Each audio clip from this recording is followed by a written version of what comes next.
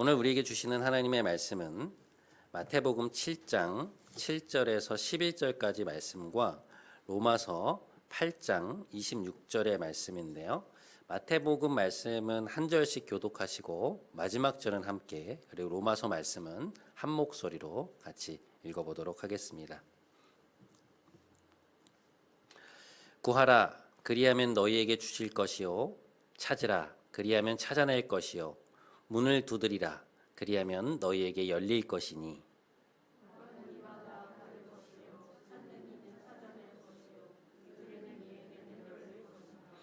너희 중에 누가 아들이 떡을 달라 하는데 돌을 주며,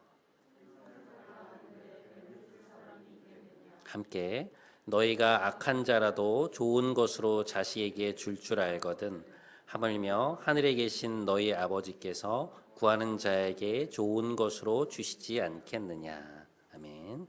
네, 로마서 8장 26절 말씀입니다. 함께 봉독하시겠습니다. 이와 같이 성령도 우리의 연약함을 도우시나니 우리는 마땅히 기도할 바를 알지 못하나 오직 성령이 말할 수 없는 탄식으로 우리를 위하여 친히 간구하시느니라. 아멘.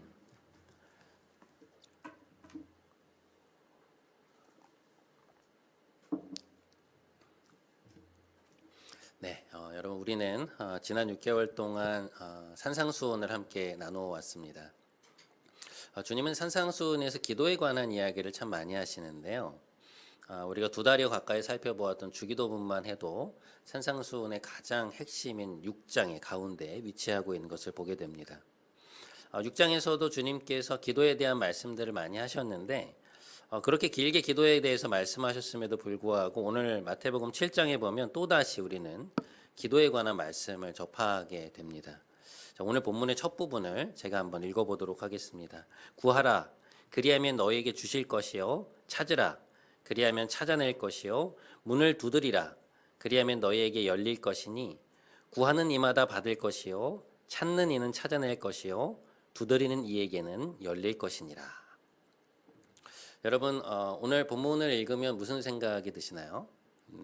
사실 오늘 본문은 우리의 기도 생활에 있어서 굉장히 큰 격려가 되는 말씀이죠. 우리가 무엇인가를 구하면 그럼 하나님께서 그것을 주실 것이다 라는 말씀으로 우리에게 들립니다. 성경은 곳곳에서 우리의 필요를 하나님께 구하라고 말씀하고 있습니다. 시편에는 이런 말씀들이 있어요. 나는 너를 애굽 땅에서 인도하여 낸 여호와 내 하나님이니 내 입을 크게 열라 내가 채우리라. 내게 구하라 내가 이방 나라를 내 유업으로 주리니 내 소유가 땅 끝까지 이르리로다. 굉장히 귀한 말씀들이죠. 누가복음 18장에서 주님은 불의한 재판장의 비유를 들어서 기도에 대해 간청하는 기도에 대해서 가르치십니다. 그러니까 너희가 구하면 하나님께서 반드시 들으실 것이니까 쉽게 낙담하거나 포기하지 말고 끊임없이 간청하는 기도를 드리라는 거예요. 그렇게 가르치십니다. 요한복음에서는 이런 말씀도 하세요. 구하라 그리하면 받으리니 너희 기쁨이 충만하리라. 너희가 내 안에 거하고 내 말이 너희 안에 거하면 무엇이든지 원하는 대로 구하라. 그리하면 이루리라. 이처럼 하나님은 성경의 전반에 걸쳐서 상당히 많이 하나님께 우리의 필요를 구하라고 말씀하고 계십니다. 하지만 상당히 아이러니하게도 막상 우리의 기도 생활을 살펴보면 우리가 하나님 앞에서 무엇인가를 간절히 구하는 기도를 생각보다 많이 드리지 않고 있다는 것을 우리는 발견하게 됩니다. 무슨 이야기인가? 머릿속에 생각은 많아요. 그런데 막상 어떤 간구의 기도 제목을 기도의 자리로 가지고 가서 하나님 앞에 진지하게 그리고 오랜 시간에 걸쳐서 그 간구 제목을 쏟아놓는 것이 우리 안에서 굉장히 적다는 것을 우리는 발견하게 됩니다.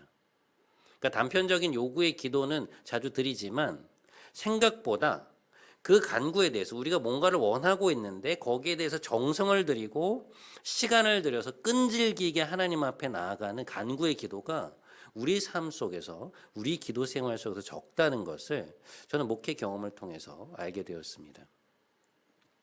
왜 그럴까? 아마 대략 3가지 정도의 이유가 있는 것 같아요. 첫 번째는 이 사안의 성패가 하나님의 손에 달려 있다고 생각하지 않기 때문입니다. 그러니까 기도가 필요하다고는 생각하지만 진심으로 내 기도가 이 사안의 성패를 좌지우지한다고 생각하지 않는 거예요. 내가 기도한다고 해서 윗사람들의 결정이 바뀐다거나 아니면 그 일의 결정적인 전환이 일어난다고 생각하지 않는 것입니다. 그래서 내가 조금 더 움직여야 된다고 생각하는 것이죠. 자, 두 번째, 우리가 생각보다 간구의 자리로 진지하게 나아가지 않는 두 번째 이유는 하나님 앞에 간구의 기도를 드렸는데 그것이 내 뜻대로 되지 않았던 과거의 경험 때문입니다. 기도해도 소용없구나. 과거의 실망감, 그리고 또다시 그런 일을 겪게 될 것 같은 두려움 때문에 우리는 더 간절히 하나님 앞에 간구하지 않게 되는 것이죠. 자, 마지막 세 번째. 이 이유가 제가 오늘 여러분과 좀 함께 나누어 보고 싶은 주제인데요. 우리가 생각보다 분명히 하나님 앞에 원하는 것이 있고 마음의 소원이 있는데 생각보다 이 간구의 정성을 들여서 간구의 제목을 가지고 나아가지 않는 이유는 무엇이냐? 지금 이 상황에서 무엇을 구해야 될지 정확하게 모르기 때문입니다.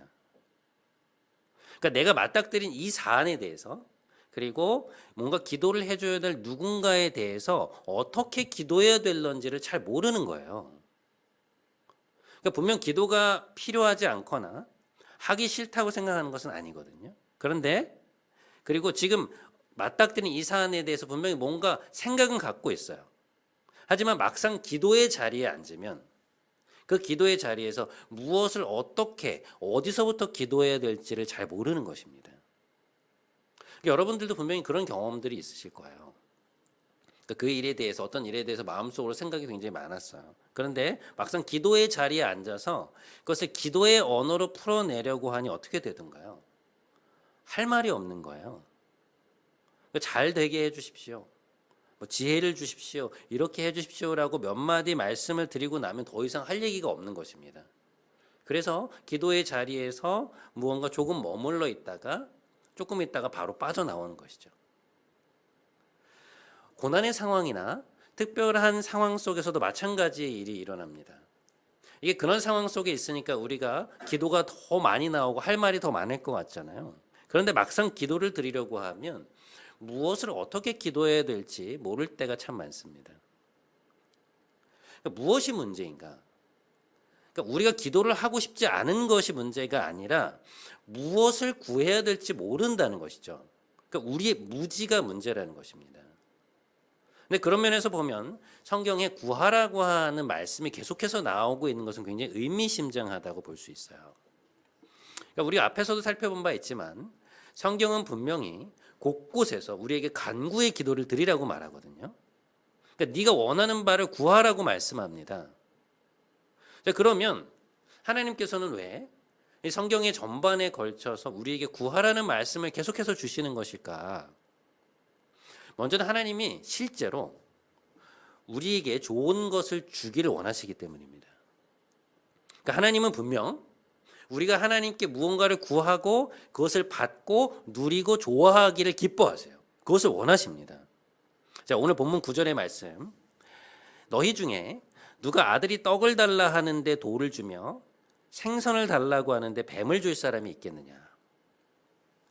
여러분, 자녀가 떡을 하나 달라고 하면 떡을 2개 주고 싶고 생선을 하나 달라고 하면 생선을 2개, 3개 주고 싶은 것이 부모의 마음입니다. 예전에 제가 부모님 댁을 방문할 때면 늘상 어머니가 물으시는 것이 하나 있었어요. 종구가 뭐 먹고 싶니? 라고 이제 늘상 물으셨습니다. 그러니까 집에 가면 자라면서 어머니가 늘 해주셨던 그 어머니의 손맛이 묻어있는 음식들이 있잖아요. 그래서 제가 뭐 이런 거 먹고 싶어요라고 말씀드리면 가보면 어머님이 제가 말씀드린 것 외에도 한 2-3가지 정도 제가 좋아하는 걸 더 이렇게 해놓으세요. 여러분, 그게 부모의 마음 아닙니까? 그러니까 그 마음은 결국 근데 그 마음은 어디서부터 온 것이냐? 하나님으로부터 온 것이라는 거죠. 하나님은 우리에게 좋은 것, 선한 것을 베풀어 주기를 원하십니다. 그걸 누리기를 원하세요. 우리가 이 하나님의 마음을 믿어야 돼요. 그래야 간구의 자리로 진지하게 나아갈 수 있습니다. 근데 이런 하나님의 마음을 생각할 때 궁금한 것이 우리 안에 하나 생기죠. 하나님께서 우리의 필요를 모르시냐는 것입니다. 모든 것을 아시는 하나님께서 우리가 뭔가를 이렇게 구해야만 그제서야 아시는 건 아니잖아요. 그런데 우리의 필요를 분명히 다 아실 텐데, 그런데 왜 굳이 우리에게 자꾸만 구하라고 하시는 걸까? 왜 하나님은 우리에게 내 앞에 나와서 너의 필요를 말하라고 말씀하시는 것일까? 그냥 알아서 주시면 안 됩니까? 근데 그럼에도 불구하고, 모든 것을 아심에도 불구하고 그렇게 말씀하시는 것은 분명 하나님이 원하시는 뭔가가 있다는 것이죠. 그게 뭐냐? 하나님과의 인격적인 교제입니다. 그러니까 우리가 하나님께 뭔가를 구한다는 것의 핵심은 뭐냐면요, 여러분. 그 이슈와 관련된 우리의 내면을 나누는 것입니다. 그러니까 기도라는 것은 내 삶에 대해서, 그리고 내 마음에 대해서 하나님과 나누는 심도 깊은 대화라는 것이죠. 이 산상순에서 기도에 대한 첫 논의가 나오는 첫 부분이 어딘가 하면 마태복음 6장 5절인데요. 그럼 바로 그 다음 절 마태복음 6장 6절에 보면 주님이 이런 말씀하세요. 너는 기도할 때 내 골방에 들어가 문을 닫고 은밀한 중에 계신 내 아버지께 기도하라. 은밀한 중에 보시는 내 아버지께서 갚으시리라. 자, 여러분, 이 말씀을 한번 보세요. 이것은 주님께서 기도에 관한 가르침을 시작하시면서 그 전제에 대한 가르침으로 말씀하신 것인데요. 뭐라고 하시냐면 골방에 들어가서 은밀히 기도하라고 말씀하십니다. 그러니까 이 말씀의 맥락이 뭐냐면요. 그 바로 앞에서 바리새인과 서기관들이 회당이나 길거리에서 사람들이 많은 곳에서 서서 기도하는 것을 비판하시는 맥락이에요. 말씀의 요지는 뭐냐? 무릇 기도라고 하는 것은 하나님과의 속 깊은 대화라는 것입니다. 그런데 사람들이 다 그렇게 복잡하게 모여 있는 곳에서 그게 되겠냐는 거예요. 그것은 사람에게 보이기 위한 기도라는 것이죠. 그러니까 기도라고 하는 것은 하나님과 우리 사이에 오가는 둘만의 어떤 비밀한 사적인 대화의 성격을 띠고 있다는 것입니다. 자, 이 말씀을 토대로, 기도에 대한 전제의 가르침의 이 말씀을 토대로 하나님이 우리에게 왜 네가 원하는 바를 나에게 말하라고 계속해서 간구하라는 말씀을 계속 하시는 것일까를 우리가 생각해 보면, 그것은 결국 그 문제를 놓고 하나님과 대화하자는 것으로 우리는 이해할 수 있습니다. 그러니까 내 간구의 리스트를 말씀드리는 게 아니라 그 간구의 리스트 뒤에 있는, 그 뒤의 맥락 속에 있는 너의 이야기를 하라는 것이죠.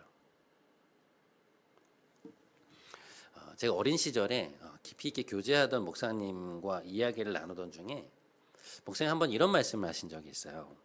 종구가 한꺼번에 여러 개를 기도하려고 하지 말고 한 가지를 깊이 기도해봐.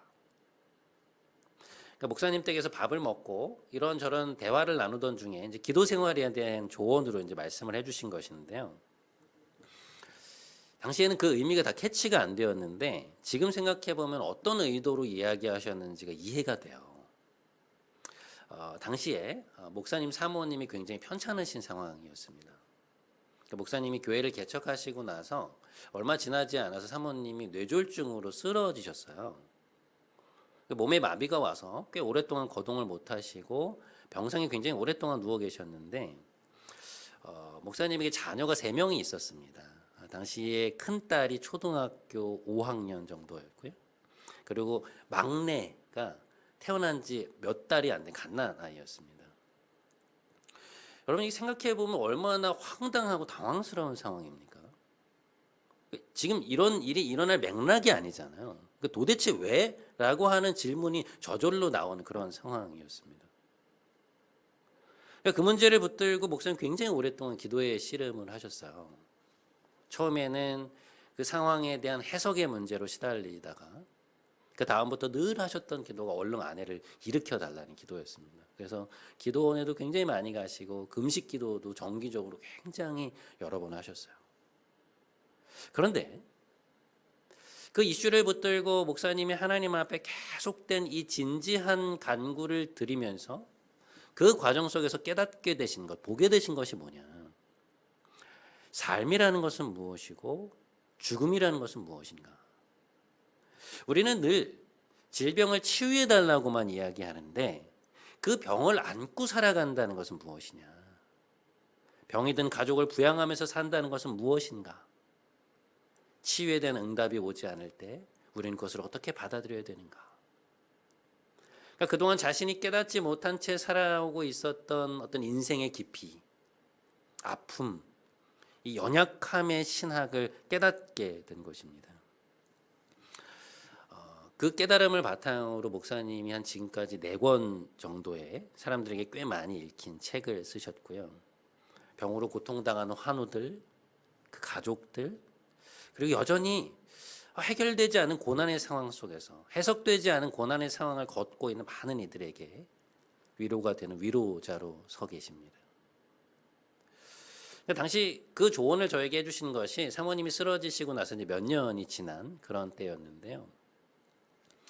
목사님은 왜 여러 가지가 아닌 하나의 기도 제목을 가지고 깊이 있게 기도하라고 저에게 조언해 주셨을까? 저는 그 이유가 오늘 본문과 밀접한 관련을 맺고 있다는 생각을 하게 되었습니다. 자, 오늘 본문을 다시 한번 보시죠. 구하라, 그리하면 너희에게 주실 것이요. 찾으라, 그리하면 찾아낼 것이요. 문을 두드리라, 그리하면 너희에게 열릴 것이니.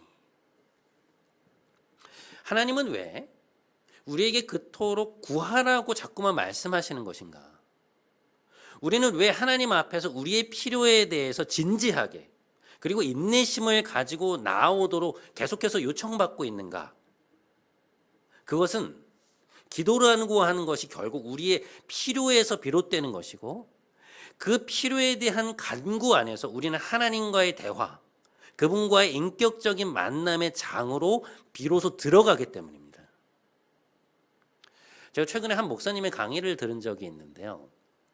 독자들이 던지는 질문 중에서 하나를 뽑아가지고 거기에 대한 이제 답변을 하시는 형식이었어요.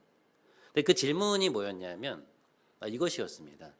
하나님과 인격적으로 만난다는 것은 정확히 무엇을 말하나요? 라고 하는 질문이었어요. 근데 그 목사님이 뭐라고 하셨냐면 자기는 그것을 말씀과의 만남으로 풀어낸다고 말씀하시더라고요. 그러니까 어떤 사람의 말을 들어보면 그 사람의 인격이 거기에 들어가 있잖아요. 그런 것처럼 하나님의 인격, 하나님의 신격이 그 말에 들어있기 때문에, 말씀에 들어있기 때문에 말씀과의 만남이 곧 하나님과 만나는 것이다. 이렇게 푸시더라고요. 굉장히 지혜로운 답변이라는 생각이 들었습니다. 그런데 그 강의를 듣고 나서 제 안에 떠오르는 질문이 하나 있었어요. 그게 뭐냐? 그 말씀과의 만남은 어떻게 일어나는가라는 것이었습니다. 이게 제 경험에 비추어 보면, 그리고 많은 그리스도인들의 경험에 비추어 보면 그 앞에 또 하나의 맥락이 있거든요. 그게 뭐냐면 간구의 맥락이에요. 그러니까 우리의 가슴 속 깊은 곳에 있는 것들, 우리의 열망, 우리의 소원, 내가 바라는 것들을 나의 진짜 마음을 하나님 앞에 나누기 시작하면서 그 과정 속에서 어떻게 되는 것이냐, 거기에 대한 하나님 편에서의 하나님의 마음에 있는 이야기가 들려오는 것이거든요. 여러분, 말씀과의 만남은요, 진공 속에서 생겨나는 것이 아닙니다. 그러니까 그것을 가능케 만드는 토양과 같은 전제 조건이 필요해요. 그게 뭐냐면 우리 내면의 진짜 이야기예요. 우리의 속내입니다. 그러니까 우리의 속내를 하나님께 나누지 않으면요, 속내를 하나님께 나누어야만 하나님 마음에 있는 이야기도 들을 수 있어요. 그래야 말씀이 들리기 시작합니다. 그냥 어떤 사안에 대한 우리의 피상적인 간구, 우리의 피상적인 소원만 몇 마디를 아뢰는 것으로는 하나님의 속내를 듣기가 힘들어요. 하나님의 말씀이 들려와도 그것이 잘 안 들립니다. 자, 다시 한번 질문 제가 던져볼게요. 성경은 왜 우리에게 계속해서 간구의 자리로 나오라고 말씀하고 계시는가? 하나님은 왜 네 마음의 소원을 가지고 진지하게 인내심을 가지고 나에게 나오라고 계속해서 우리에게 요청하시는가? 너의 진짜 이야기를 쏟아 넣으라는 것입니다. 그러니까 너의 소원, 그 기도 제목 뒤에 담겨 있는 너의 속내를 쏟아 놓으라는 거예요. 자, 근데 문제는 이 속내를 쏟아놓는 과정에서 발생하죠. 아까 설교 서두에서 말씀드렸던 것처럼 우리가 어떤 문제, 어떤 사안에 대해서 기도를 시작할 때 거기에 대한 막연한 생각들은 있지만 막상 기도의 자리에 앉아서 그것을 기도의 언어로 풀어내려고 하면 뭘 어떻게 어디서부터 말씀드려야 될지 모를 때가 너무 많습니다. 기도가 잘 나오질 않아요. 어떤 일이나 어떤 사람에 대해서 뭘 기도해야 될지 모르겠는 것이죠. 갑작스럽게 우리의 어떤 무지에 직면하게 됩니다. 상당히 당황스러운 지점이에요. 그런데 여러분, 실제로 우리 기도 생활이 깊어지지 못하는 이유가 여기에 있습니다. 우리는 그런 현상을 기도가 잘 안 된다라고 표현하는데요. 그렇게 생각하는데 그것은 사실 기도가 안 되는 것이 아니라 그것에 대해서 우리가 무슨 말씀을 드려야 될지 모르는 것입니다. 여러분, 이 차이를 분명하게 하셔야 돼요. 기도가 안 되는 게 아니고요. 우리가 자신의 마음을 모르는 것입니다. 그러니까 내 안에 굉장히 복잡한 감정들이 막 여러 개가 얽혀 있고 우리의 생각과 다양한 욕망들이 부딪히고 있어서 내 안에 정리가 안 되어 있는 거예요. 내 마음의 정원에 무언가 정리가 안 돼서 내 마음에 어떤 생각들을 갖고 있는지 어떤 욕구들인지 내가 정확하게 알지 못하기 때문에 하나님 앞에 그 얘기를 못 드리는 것입니다. 그러니까 무슨 얘기를 해야 될지를 모르겠는 거예요. 이 속내를 내가 살펴보고 이 밑바닥에서부터 이 내면의 이야기를 이렇게 끄집어내려고 하면 상당한 수고와 애씀의 과정이 필요하거든요. 그 과정을 거쳐야만 우리가 어떤 간구의 핵심으로 들어갈 수 있는데 그 과정이 힘들기 때문에 대부분의 사람들, 많은 사람들이 기도가 잘 안 되네라고 생각하면서 거기서 포기해버립니다. 그러니까 우리가 우리 진짜 마음을 알려고 하면 그러니까 우리 하나님께 말씀드린 그 속내를 알려고 하면 그리고 그걸 가지고 진지하고도 끈질기게 간구의 자료로 나아가려고 하면 그러니까 우리에게 좋은 것 주시기를 원하시는 그 하나님의 마음을 딱 믿고 오늘 말씀처럼 우리 내면에 뭐가 있는지 또 내가 뭘 구해야 되는지 구하고 찾고 두드리는 그 수고와 애씀의 과정이 반드시 있어야 되는 거예요. 그래야 하나님과의 속 깊은 대화가 이루어지기 시작하는 것입니다. 그러니까 기도가 힘든 이유가 거기에 있는 것이죠. 자, 근데 이 과정을 우리 곁에서 도와주시는 분이 한 분 계십니다. 그게 누구냐? 성령 하나님이세요. 자, 성령님에 대해서 예수님 이렇게 말씀하십니다. 내가 아버지께 구하겠으니 그가 또 다른 보혜사를 너희에게 주사 영원토록 너희와 함께 있게 하리니 그는 진리의 영이라. 그는 너희와 함께 거하시며 너희 속에 계시겠습니다. 자, 여러분 성령님에 대한 이 설명을 한번 보세요. 예수님은 성령님을 또 다른 보혜사라고 소개하고 계시는데요. 이 또 다른이라고 하는 단어에 주목해 보세요. 보혜사라고 하는 말의 의미는요. 조언자, 우리를 돕는 분, 조력자 이런 뜻인데요. 주님께서 이 땅에 계시는 동안 제자들이 사람들이 성부 하나님께 나아갈 수 있도록 돕는 그 보혜사의 역할을 본인이 하셨다는 거예요. 그런데 주님이 말씀하신 것이 이게 뭐냐? 이제는 성령 하나님께서 너희의 심령 안에 거하시면서 너희를 본격적으로 도우신다는 말씀입니다. 자, 우리가 오늘 함께 읽은 로마서의 말씀에 성령님이 우리를 어떻게 도와주시는지가 잘 나와 있어요. 로마서 8장 26절 말씀 저희가 함께 한 목소리를 읽어보겠습니다. 자, 읽겠습니다. 시작. 이와 같이 성령도 우리의 연약함을 도우시나니 우리는 마땅히 기도할 바를 알지 못하나 오직 성령이 말할 수 없는 탄식으로 우리를 위하여 친히 간구하시니라. 성령님은 이 땅을 살아가는 가장 중요한 기도의 파트에서 우리의 부족함을 도와주십니다. 어떤 방식으로 도와주시냐? 우리가 뭘 기도해야 될지 알지 못할 때 그때 말할 수 없는 탄식으로 우리를 위해 기도하시면서 중보하시면서 우리의 기도를 인도하신다는 것입니다. 그러니까 어떤 문제를 놓고 우리가 기도할 때 이 입이 열리지 않아서 한참 동안 기도의 씨름을 하다 보면 어느 순간 갑자기 머리가 환하게 밝아오면서 기도의 길이 딱 보이는 순간들이 있어요. 무엇이냐? 성령께서 우리의 심령 안에 있는 것들을 그분의 빛으로 비추신 것입니다. 그러니까 우리 내면 깊은 곳에 숨겨져서 보이지 않던 우리의 욕망, 소원, 우리가 바라는 것들, 막 그것들이 부딪히고 갈등하면서 우리가 어떻게 기도해야 될지 갈피를 못 잡고 있을 때 성령님이 하나님의 뜻에 비추어서 그것을 보게 하시고 분별케 하셔서 우리의 기도의 길을 잡아주시는 거예요. 우리가 어디를 짚어야 되는지를 보여주시는 것입니다. 그렇게 해서 하나님과 소통이 일어나게 하십니다. 우리가 성령님을 의지하면서 그분의 인도함을 받아서 기도를 하잖아요. 여러분 그러면 간구의 기도조차도 내 스스로의 힘으로 하는 게 아닌구나 하는 깨달음이 우리에게 찾아와요. 그걸 깨닫게 되면 여러분 기도가 어떻게 바뀌는지 아세요? 하나님, 제가 무엇을 모르고 있는지 가르쳐 주십시오. 하나님, 제가 이것을 어떻게 기도해야 하는지 가르쳐 주십시오라고 하는 기도를 드리게 돼요. 그러니까 간구를 위한 간구 기도를 드리게 되는 것입니다. 굉장한 큰 변화예요. 여러분 우리는 뭔가를 구하는 것에는 자신이 있다고 생각하잖아요. 그냥 원하는 바를 구하면 되는 것 아닌가라고 생각하는데 이 사안을 놓고 뭘 어떻게 기도할지 몰라서 막 망설이고 헤매이다가 이 성령의 조명을 한번 경험하게 되잖아요. 그러면 정말 내가 정말 아무것도 모르고 있구나. 그러니까 무엇을 구해야 하는지조차도 모르고 있구나 하는 것을 뼈저리게 깨닫게 됩니다. 그러니까 이 간구의 기도조차도 하나님과의 어떤 조율의 과정이 필요하고 하나님과 대화가 깊어지면서 우리의 간구가 하나님의 마음에 합한 것으로 점점 바뀌어가는 그런 변화의 과정이 있어요.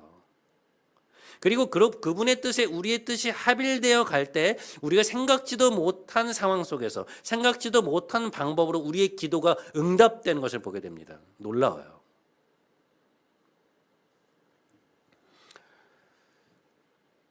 여러분 소크라테스를 아시죠? 기원전 5세기에 그리스에서 살았던 이 철학자가 자신의 화두로 삼았던 말은 델포이 신전에 써있던 너 자신을 알라라는 말이었습니다.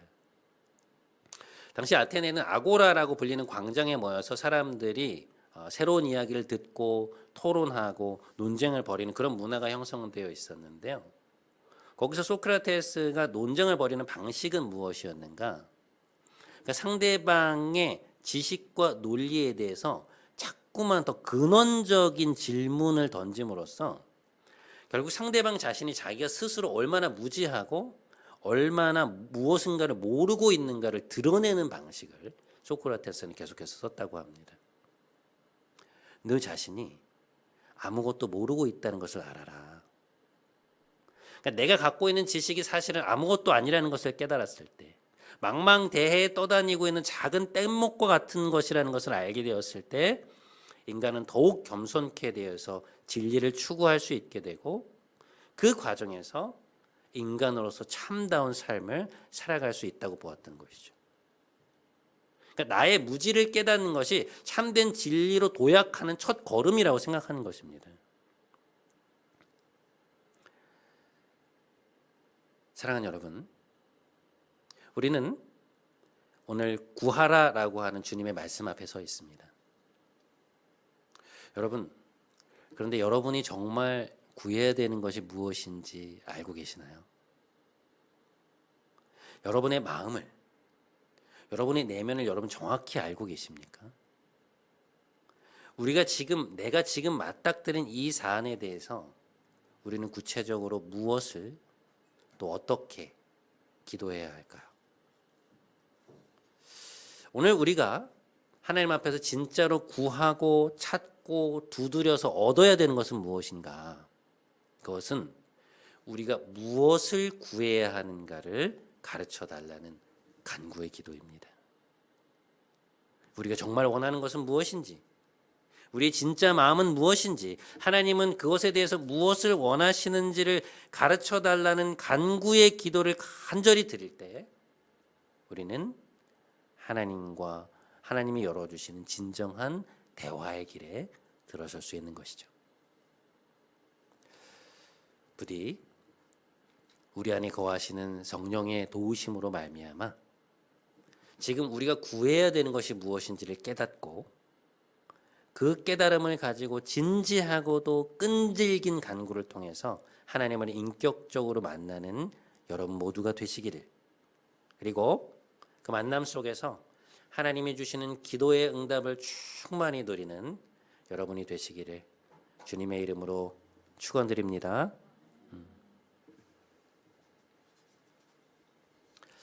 우리 시간에 함께 좀 찬양하며 나아갔으면 좋겠습니다. 당신이 지쳐서 기도할 수 없고 눈물이 빗물처럼 흘러내릴 때 주님이 우리를 아신다라고 하는 가사의 찬양입니다. 누군가 널 위해서 기도하고 있다. 여러분, 누가 우리를 위해서 기도하고 있을까요?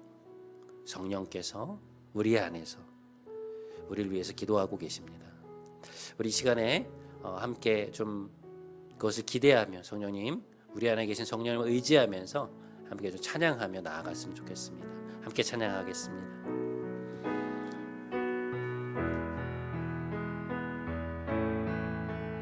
당신이 지쳐서 기도할 수 없고 눈물이 빗물처럼 흘러내릴 때 주님은 아시네. 당신의 약함을 사랑으로 돌봐주시네. 누군가 널 위하여, 누군가 널 위하여, 누군가 기도하네. 내가 홀로 외로워서 마음이 무너질 때 누군가 널 위해 기도하네. 다시 한번, 누군가 널 위하여, 누군가 널 위하여. 아멘. 주님, 누군가 기도하네.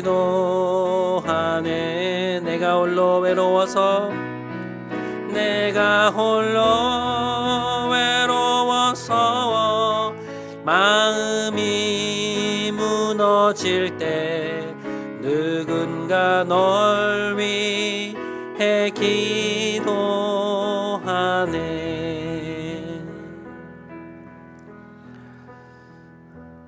여러분, 성령 하나님은 우리를 도우시는 분입니다.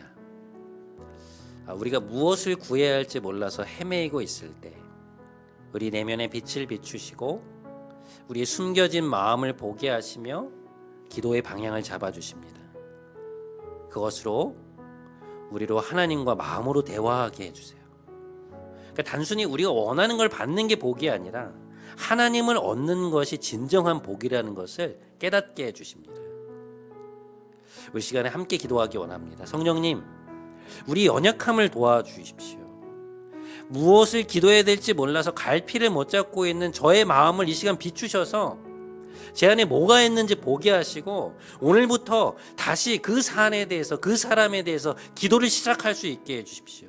우리 이 기도 제목 가지고 함께 기도하며 나아가도록 하겠습니다. 함께 기도하겠습니다.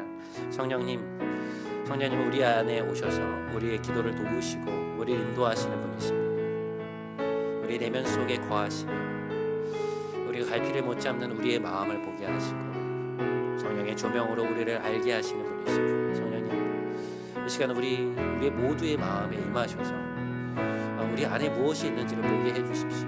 주님, 무언가를 하나님 우리가 기도하려고 할 때 생각은 많지만 막상 자리에 앉아서 뭘 기도해야 될지 모를 때가 너무 많습니다.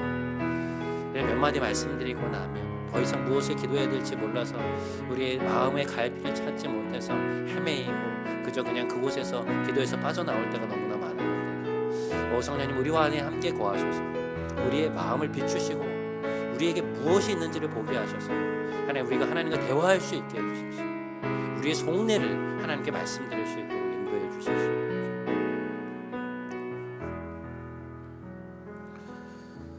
사랑하는 여러분, 여러분은 지금 어떤 기도 제목들을 가지고 계신가요?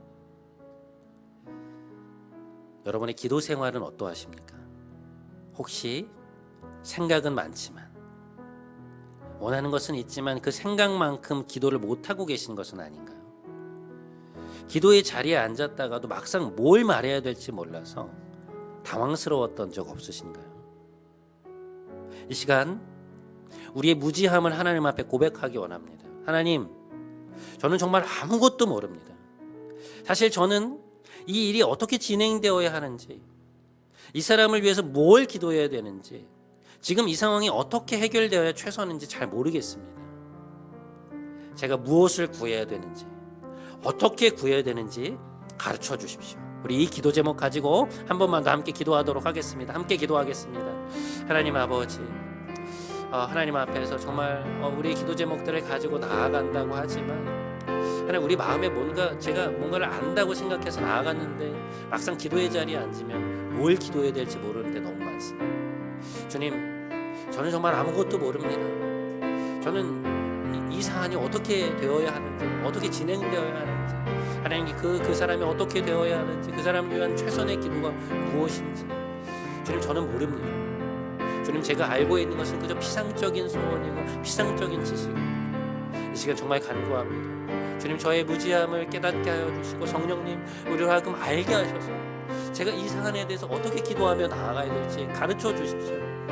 지금 이것의 핵심이 무엇인지를 알려주십시오. 제 삶에 정말 제가 나아가는 조명의 길 핵심이 무엇인지를 알려주시고, 제가 성도들을 어떻게 도와야 할지를 주님 깨닫게 해주십시오. 그것을 보게 해주십시오. 그래서 정말 하나님 앞에서 하나님이 가르쳐 주시는 그 간구의 제목으로 나아갈 수 있도록, 정말 진지하고도 끈질긴 간구의 자리로 나아갈 수 있도록 주님 인도해 주옵소서. 오 주님, 이끌어 주옵소서. 오 주님, 우리와 함께 하소서. 주님, 인도하소서. 주님, 도우소서.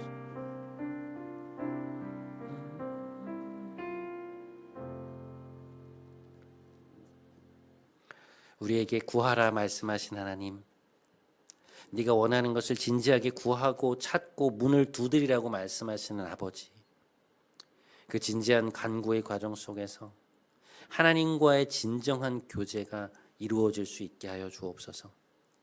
우리 안에 계신 성령 하나님, 우리의 내면을 비추사 우리의 욕망과 욕구와 상처를 보게 하시고 하나님의 뜻을 보게 해 주십시오. 우리의 뜻과 하나님의 뜻이 합일되는 역사, 우리의 간구가 하나님께 조율되고 응답되는 역사를 우리가 경험케 해 주옵소서. 내 이름으로 구하면 너희가 받으리니 너희 기쁨이 충만하리라 말씀하신 주님의 말씀이 우리 삶에 이루어지는 것을 우리가 목도할 수 있도록 인도하여 주옵소서.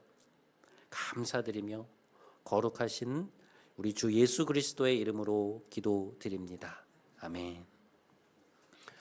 우리가 이 시간 다 함께 자리에서 일어나셔서 마지막 파송의 찬양 하심으로 예배 마치도록 하겠습니다. 우리 조명 좀 켜주세요. 박수 치면서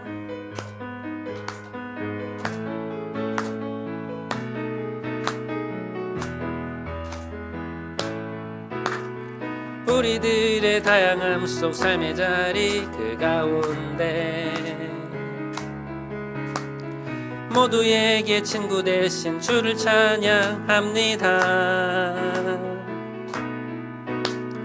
다른 모습 다른 방법으로 살아가지만 이곳에서 하나 되어 주를 노래합니다. 우리가 오늘도 의지하는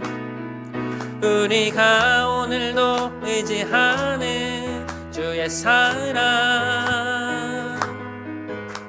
연약한 자 상한 자를 부르시고 우리를 오늘도 기대하는 주의 사랑, 서로 함께 의지하며 가리라. 우린 지금 한 몸으로 마음 모두 닮아서 아름다운 주를 함께 모여 예배합니다. 닮은 모습 닮은 형상으로 창조된 우리 시간에 이 시간에 한 목소리 모아 고백합니다. 우리가 오늘도 의지하는 주의 사랑, 연약한 자 상한 자를 부르시고 우리를 오늘도 기대하는 주의 사랑, 서로 함께 의지하며 가리라. 이제는 우리 구주 예수 그리스도의 크신 은혜와 하나님 아버지의 놀라우신 사랑과 보혜사 성령님의 조명하심이 우리의 무지함을 인정하고 오늘 이 시간 우리가 무엇을 구해야 할런지 또 어떻게 구해야 할는지 구하고 찾고 두드리며 나아가기로 결단하며 돌아가는 함께 예배드린 사랑하는 모든 성도들과 이들의 가정 위에 이들의 모든 기도 제목 위에 이제부터 영원토록 함께 하시기를 간절히 축원하옵나이다. 아멘.